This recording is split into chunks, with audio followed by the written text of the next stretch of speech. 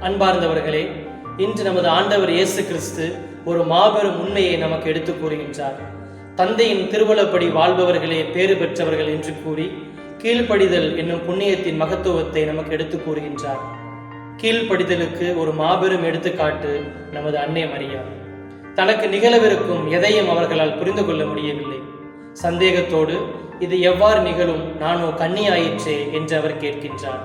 இருப்பினும் கடவுளின் ஆற்றலை அறிந்தவுடன் நான் ஆண்டவரின் அடிமை என்று கூறி தன்னை முழுவதுமாக கடவுளின் திருவுளத்துக்கு அர்ப்பணிக்கின்றார்கள். ஆம் அன்பார்ந்தவர்களே, சற்று தாழ்ச்சியோடு கீழ்ப்படிந்தோம் என்றால் கடவுள் நம்மையும் கொண்டு மாபெரும் செயல்கள் செய்ய காத்திருக்கின்றார். கீழ்ப்படிய நாம் தயாராக இருக்கின்றோமா? கீழ்ப்படிவோம், உலகிற்கு கிறிஸ்துவின் கருவிகளாக மாறுவோம்.